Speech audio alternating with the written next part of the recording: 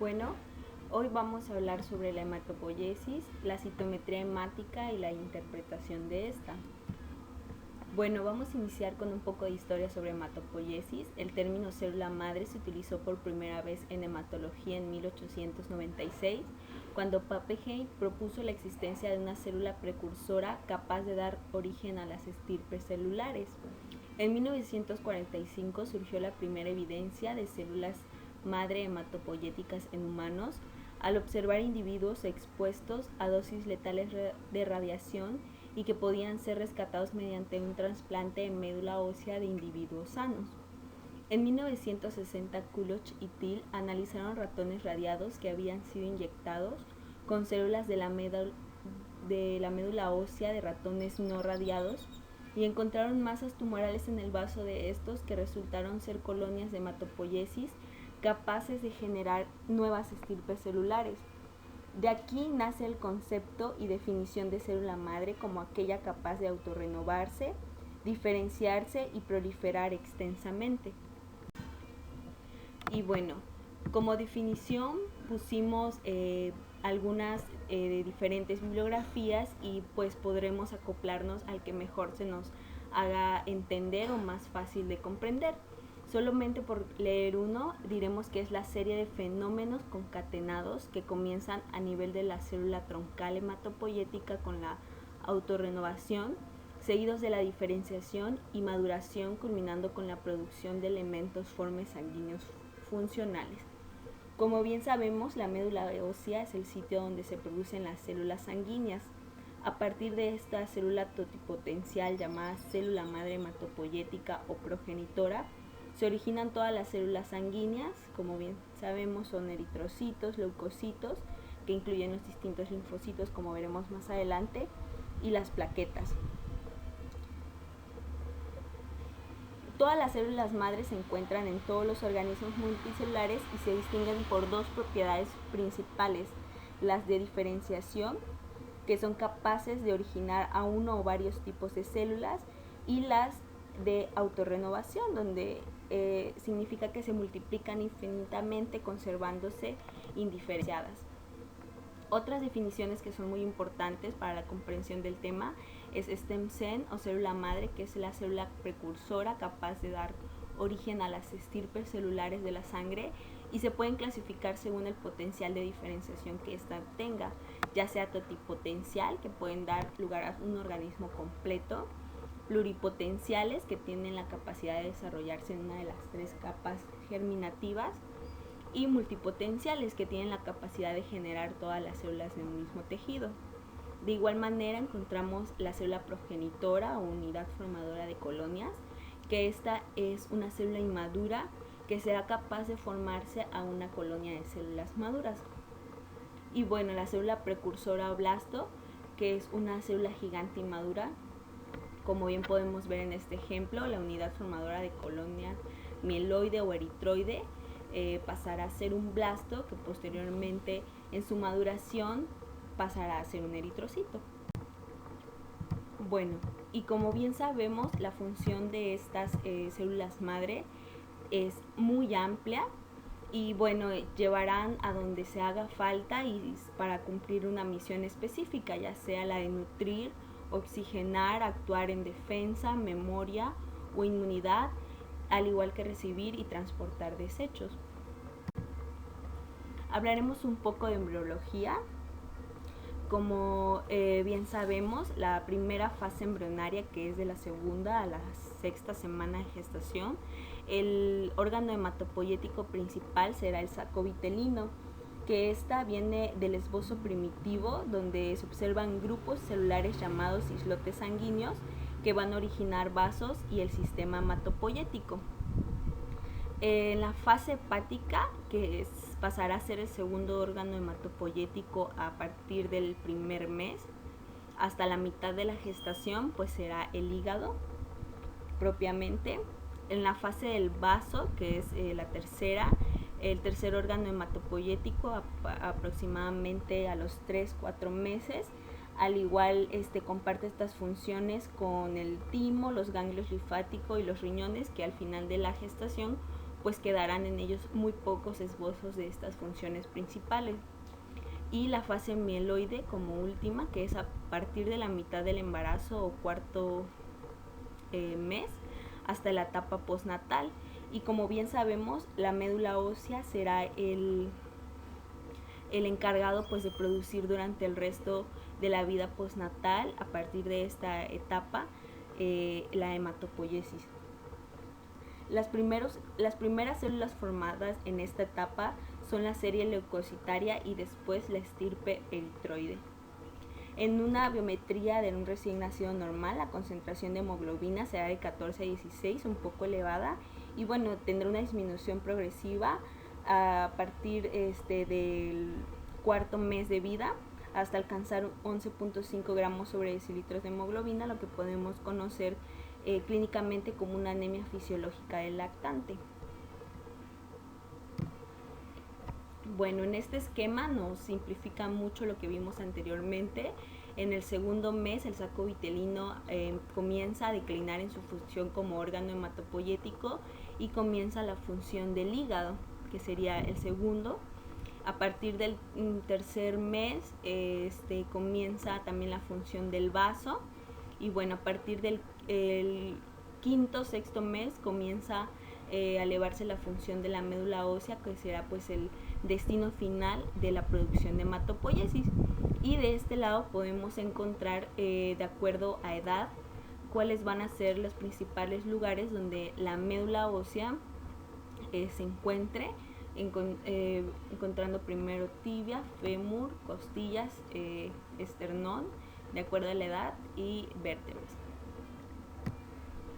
Bueno, los órganos hematopoyéticos donde se producen las células. En la médula ósea encontramos, como bien sabemos, pulpa amarilla y la pulpa roja, un parénquima. En la pulpa amarilla vamos a encontrar producción de adipocitos y células epiteliales, así como de fibroblastos. Y la pulpa roja pues son las células que se forman toda esta serie celular, esta línea celular.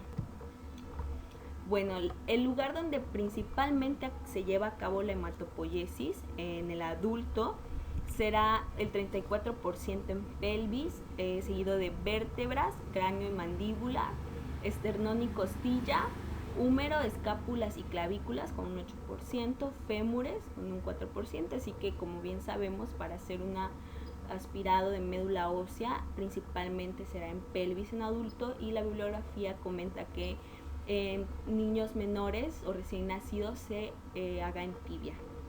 La proteína estimulante de la hematopoiesis más conocida es la eritropoyetina. Es un punto muy importante que debemos recordar. Y bueno, aquí tenemos una tabla que nos explica la maduración de las células de la médula ósea, como todos inician en su etapa blástica y bueno, van teniendo su maduración propiamente dicha para terminar pues en un eritrocito, en un segmentado, en un monocito, linfocito o plaquetas, ya sea el caso de cada uno. Igual aquí gráficamente podemos encontrar a la célula madre sanguínea, las unidades formadoras de colonias, en este caso ya sea la mieloide o linfoide, los glóbulos rojos, plaquetas y los granulocitos salen de la línea mieloide, y de la linfoide pues como bien sabemos linfocitos B, T y el citolítico natural. Igual aquí es un esquema más amplio donde nos desglosa completamente cómo inicia desde la célula madre y va haciendo su desglose hacia las líneas celulares propiamente. Bueno, continuamos un poco con citometría hemática y su presentación. Vamos a hacer un pequeño repaso. ¿Qué es?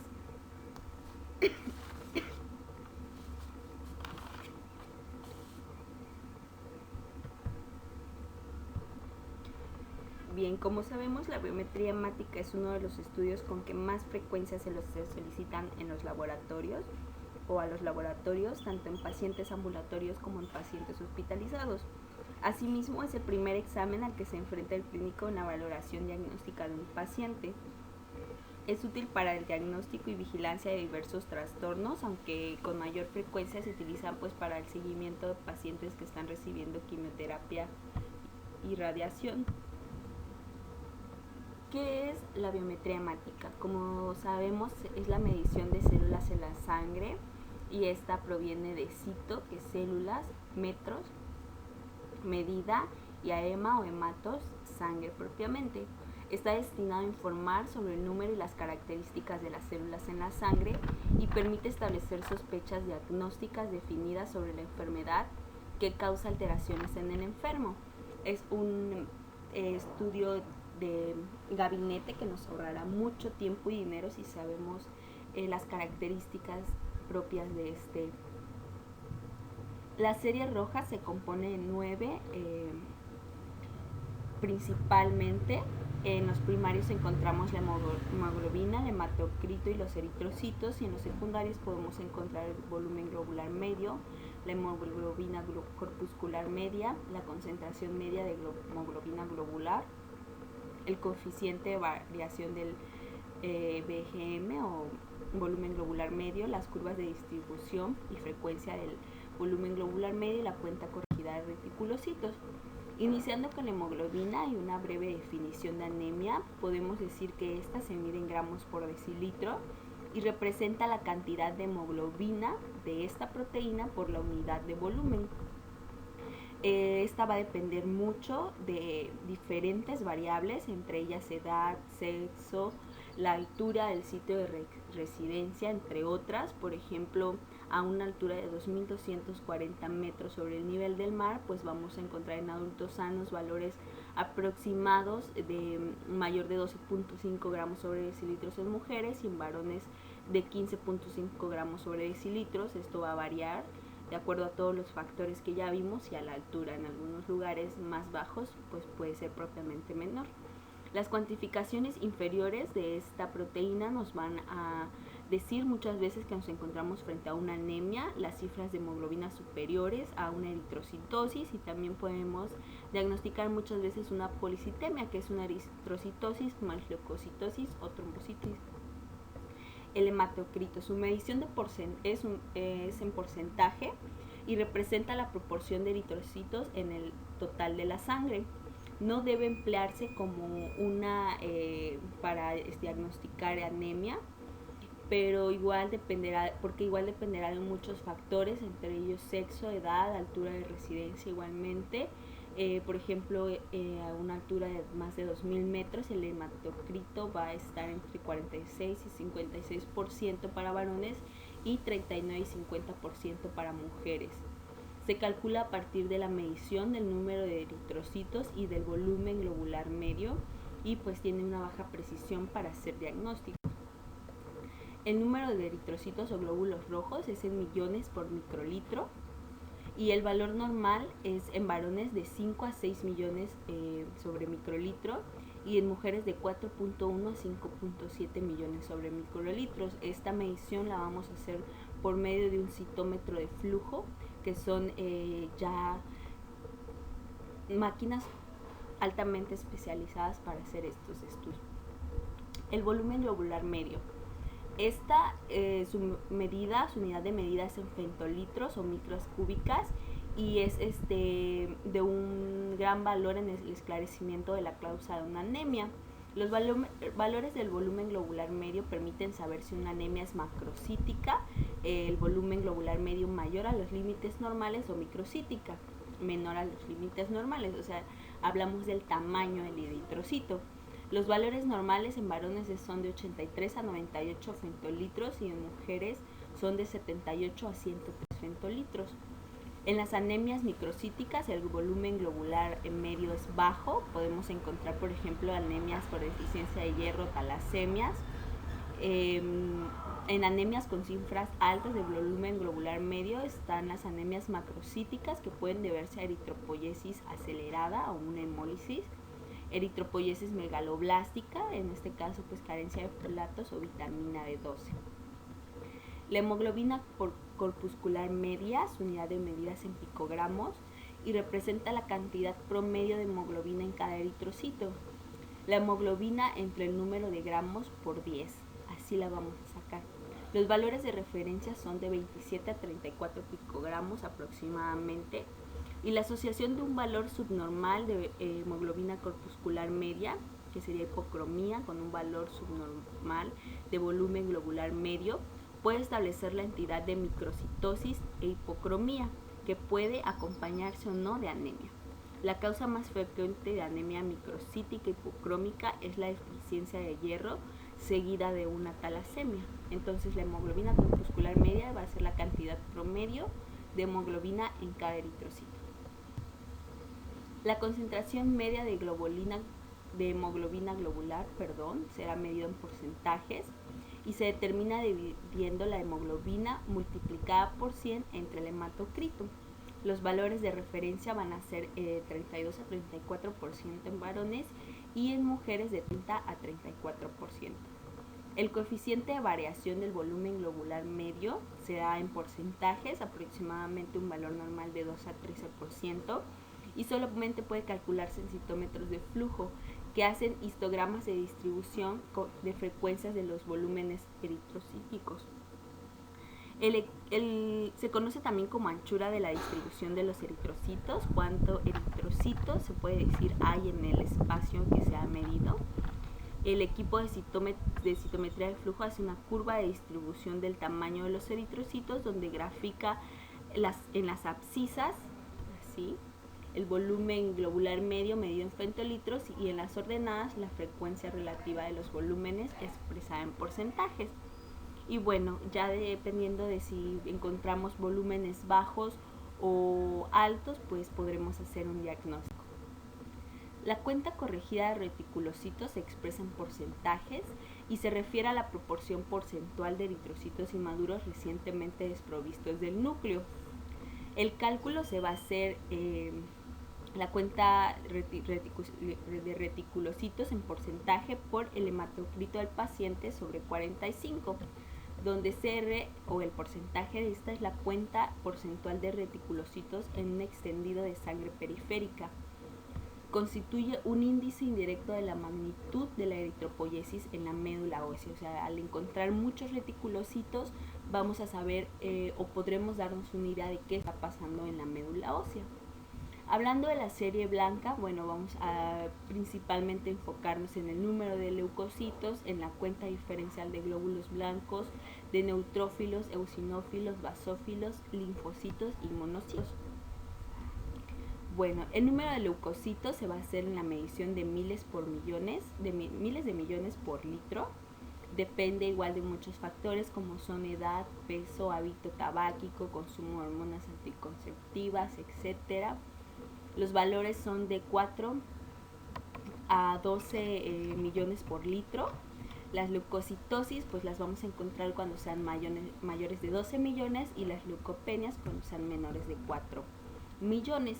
Y bueno, en esta tabla podemos observar los valores normales de los leucocitos en sangre periférica y darnos una idea aproximadamente, que sabemos que pues va a variar dependiendo de la edad y el sexo. Los neutrófilos, vamos a hablar de una neutropenia cuando sea de 1.5 millones y de una neutrofilia cuando sea mayor de 7 millones. En las neutrofilias secundarias o procesos infecciosos o inflamatorios incrementa el número de formas en banda. Bueno, lo normal de eosinófilos es 0, al igual que lo normal de los basófilos.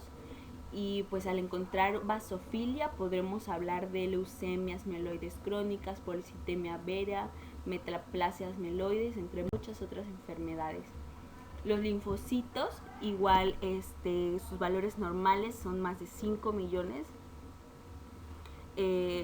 Linfocitosis, hablamos más de 5 millones y se expresa como valores porcentuales que se obtienen contando 100 leucocitos en el microscopio en un frotis teñido con colorante de Gray.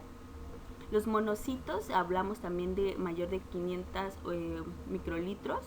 Las causas de una monocitosis pueden ser leucemia, tuberculosis, enfermedad de Hodgkin. Como bien sabemos, los monocitos son los precursores inmediatos de los macrófagos. Podemos hacer una breve referencia que los monocitos van a ser células hemáticas que se encuentran en sangre y al activarse o a cambiarse a macrófagos ya vamos a encontrarlas en el líquido tisular o en el espacio tisular. Los linfocitos principalmente que atañen a esta materia son los B y los T, que no se pueden diferenciar por sus características morfológicas, pero sí por sus métodos inmunológicos de cada uno. Y bueno, para finalizar vamos a hablar un poco de la serie trombocítica. Las plaquetas o trombocitos son corpúsculos de forma más o menos discoides y de diámetro de 2 a 5 micromicras. Son enucleados y sus funciones son la hemostasis y la reparación celular. Las vamos a hacer o a encontrar por medio de un frotis extendido de sangre y vamos a confirmar si existe una micro o una macro trombocitos. Son plaquetas gigantes y vamos a encontrar grúmulos plaquetarios, pseudotrombocitopenia o si es una trombocitosis, una fragmentación eritrocítica. Bueno, los valores normales van a variar de 50.000 a 450.000, 500.000, dependiendo de la bibliografía que encontremos. Y bueno, igual una trombocitopenia será menor de 150.000 y una trombocitosis mayor de 450.000, 500.000, dependiendo del lugar donde hagamos los estudios. Y pues estas nos van a hablar de diferentes patologías, ya sea trombocitopenia o trombocitosis. Y bueno, eso sería todo. Muchas gracias.